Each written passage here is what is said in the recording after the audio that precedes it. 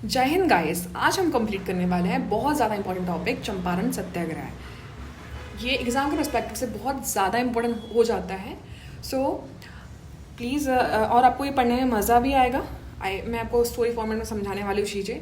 और आपको वीडियो अच्छा लगे तो प्लीज़ लाइक करिएगा। और अगर आपने मेरी पहले की मॉडर्न हिस्ट्री की प्लेलिस्ट नहीं चेकआउट की तो प्लीज़ उसे चेकआउट करिए, बहुत ज़्यादा इंपॉर्टेंट है एग्जाम पर्सपेक्टिव से, तो देखिएगा ज़रूर। तो हम स्टार्ट करते हैं। पहले हम चंपारण सत्याग्रह के बैकग्राउंड की बात करते हैं। देखो, चंपारण सत्याग्रह की बात कर रहे हैं हम, उसके बैकग्राउंड की बात करते हैं। तो जो ब्रिटिशर्स थे वो क्या करते थे, पहले ट्रेड करते थे इंडिया में। तो ट्रेड कर रहे थे तो वो इंडिगो कल्टीवेशन करवा रहे थे। कहाँ कहाँ करवा रहे थे, अब आप पूछोगे। ये करवा रहे थे बरार वाले रीजन में, बरार, बंगाल और हमारे अवध के रीजन में, अवध। ठीक है, अब यहाँ तक तो सही चल रहा था। और इनके फार्मर्स और ब्रिटिशर्स के बीच यहाँ पे तीन कटिया सिस्टम एग्रीमेंट था। तीन कटिया सिस्टम मतलब इसका मतलब ये कि आप 3/20 लैंड पे आप इंडिगो कल्टीवेट करोगे। यहाँ तक तो सही बात चल रही थी। अब इन लोग क्या करते थे, इंडिगो कल्टीवेट इंडिया से करते थे और क्या करते थे, एक्सपोर्ट पूरा करते थे हाई रेट पे। कैसे रेट पे, एकदम हाई प्राइसेस पे अलग अलग कंट्रीज पे एक्सपोर्ट करते थे। यूरोप हो गया, है ना, चाइना हो गया, अलग अलग कंट्रीज़ पे एक्सपोर्ट कर रहे थे। अब हुआ यूँ कि अब यहीं पे उस समय क्या होता है, जर्मनी में एक साइंटिस्ट ने ब्लू डाई की खोज की, ब्लू डाई।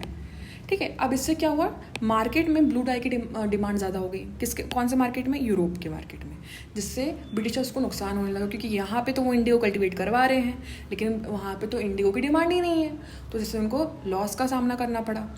फिर भी वो इंडिगो कल्टीवेशन को कंटिन्यू कर रहे थे। पर अब यहाँ पे फार्मर्स की ही दिक्कत थी। फार्मर्स बोल रहे थे कि भाई इससे तो हमको ना बहुत लॉस हो रहा है। पहली बात तो ये, ठीक है, हमारी लैंड फर्टिलिटी जो है वो डिक्रीज़ हो रही है दिन पे दिन, है ना। Sorry for spelling, fertility, okay, decrease हो रही है। ठीक है, तो आप ये तीन कड़े सिस्टम ना हटा दो, क्योंकि हमको इंटरेस्टेड नहीं है हम अब इंडिगो कल्टीवेशन करने में। आप प्लीज़ ये कम कर दो। लेकिन ब्रिटिश माने नहीं, इनको फोर्सफुली करवाने लगे। और पहली बात तो उनको मनी का पेमेंट भी नहीं देते थे, क्योंकि अब प्रॉफिट तो हो नहीं रहा उनको, तो वो मनी क्यों देंगे भाई। कभी देते थे कभी नहीं देते थे, तो ऐसे में ना नुकसान बहुत ज़्यादा हो रहा था। तो अब ये नुकसान को देखते देखते वहाँ के एक बहुत ज़्यादा इंपॉर्टेंट लीडर राजकुमार शुक्ला जी ने क्या किया, शुक्ला जी ने गांधी जी तक ये बात पहुंचाई। गांधी जी, ठीक है। अब गांधी जी का बैकग्राउंड बात कर लेते। गांधी जी लौट आए थे 1915 में। कहाँ से, साउथ अफ्रीका से इंडिया आ गए थे। साबरमती आश्रम में वो रहते थे। तो किसी ने राजकुमार शुक्ला जी ने गांधी तक पहुँचाई ये बात। फिर गांधी जी ने क्या किया, तुरंत वहाँ से फ्लाइट ली और चंपारण पहुँच गए। चंपारण वहाँ से आ गए चंपारण में। अब क्या हो रहा है चंपारण में, अब आगे देखते हैं। अब चंपारण में तो वो आ गए गांधी जी। अब उनने वहाँ पे क्या की, डाटा सर्वे किया फार्मर्स का, और बहुत सारे डाटा कलेक्ट करे, अलग अलग प्रॉपर्टीज़ के डाटाज, और फार्मर्स के जो भी एग्रीमेंट हुए थे उनकी सारी चीज़ें स्टडी करी। तो गांधी को रियलाइज़ हुआ कि यार ये तो बहुत गलत हो रहा है, कुछ ना कुछ तो करना पड़ेगा। अब यहाँ पे ना एक मूवमेंट स्टार्ट हो गया, एक non violence movement, like awareness आ गई फार्मर्स में कि भाई हम तो नहीं, अब इंडिगो कल्टीवेशन करना ही नहीं है, चाहे कुछ भी हो जाए। तो यहाँ पे एक अनरेस्ट का क्रिएट माहौल हो गया। तो अब इससे क्या हुआ कि सिटीजन्स अवेयर हो गए सारे के सारे। ब्रिटिशर्स लोग को, ब्रिटिश गवर्नमेंट को यहाँ अफेक्ट हुआ। तो उनने क्या किया, सीधे गांधी जी को उठा के जेल में डाल दिया। जिससे क्या हुआ, जेल डालने से और पब्लिक प्रोटेस्ट ज़्यादा हो गया कि भाई तुमने कैसे डाल दिया। फिर जब गांधी जी को कोर्ट में जब उनकी इंक्वायरी हुई तो गांधी जी ने अपना गुनाह कबूल कर लिया कि भाई ठीक है यार, मेरे कारण सब कुछ हुआ है, तुम सब मेरे कारण ही अनरेस्ट पैदा हो, लेकिन जो ये चीज़ जो कर रहे हो ना आप लोग, वो गलत है। तो फिर उसके बाद चीज़ें रियलाइज़ हुई ब्रिटिश गवर्नमेंट को कि भाई यार थोड़ा बहुत तो गलत है, और कहीं ना कहीं पब्लिक में अब मोमेंटम आ चुका है, अब तो हम कुछ एक्स्ट्रा करेंगे तो फिर कुछ गड़बड़ हो जानी है।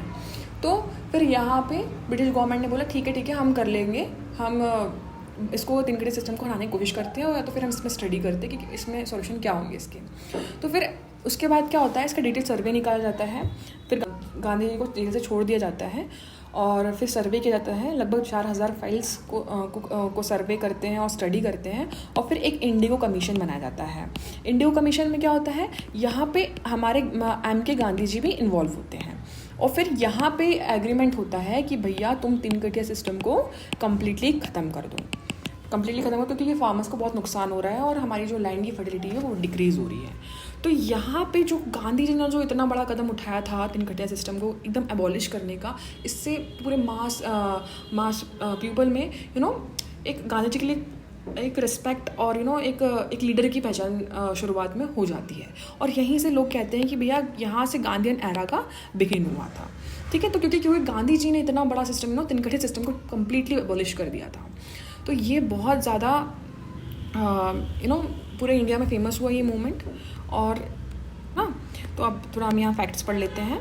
तो देखो, बैकग्राउंड में हमने 320 की बात की गई थी, तीन कटिया सिस्टम करवा रहे थे उन लोग।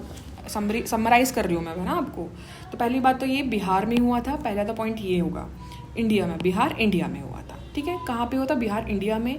अब तीन कटिया सिस्टम क्या हो रहा था, 3/20 लैंड में आपको तीन कटिया इंडिगो कल्टिवेशन करना होगा। ठीक है, तो जिससे कि उनको पॉवर्टी, एक्सप्लॉयटेशन और हाई टैक्सेस का सामना करना पड़ रहा था। अब गांधी जी को पता चलता है, गांधी का रूल क्या होगा, राजकुमार शुक्ला जी बताते हैं गांधी जी ऐसा चीज़ें हो रही हैं, आप चलिए। फिर गांधी जी वहाँ पे सत्याग्रह करते हैं, जिसके कारण ब्रिटिशर्स उनको जेल में डाल देते हैं। गांधी जी अपना गुनाह एक्सेप्ट करके बोलते हैं कि भैया चीज़ें तो गड़बड़ है, मैं मानता हूँ, हमने जो किया वो गलत है, लेकिन आपने जो कर रहे हो वो भी गलत है।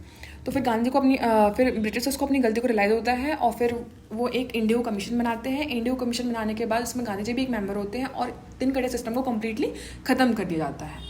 और फिर उसके बाद ड्यू टू पब्लिक प्रेशर के कारण तीन कटिया सिस्टम को कम्प्लीटली ख़त्म कर दिया जाता है। फिर उसका आउटकम क्या निकला, आउटकम में भी यही निकला, तीन कटिया सिस्टम कम्प्लीटली अबॉलिश कर दिया जाता है। और यहाँ पे गांधी जी का first successful civil disobedience movement भी स्टार्ट हुआ था और सक्सेस हुआ था। तो जिसके कारण गांधी जी एक लीडर के तौर पे सामने आते हैं पूरे इंडिया में। सो गाइस, हमने कंप्लीट कर लिए हैं चंपारण सत्याग्रह बिल्कुल इंटरेस्टिंग फॉर्म में। अगर आपको सच में वीडियो अच्छा लगा तो प्लीज़ लाइक करिएगा और चैनल को सब्सक्राइब करिएगा। ये मेरा पहला वीडियो है, तो मतलब पहला एक्सप्लेनेशन वाला वीडियो है। अगर आपको अच्छा लगे तो प्लीज़ सपोर्ट करिएगा मुझे। Thank you.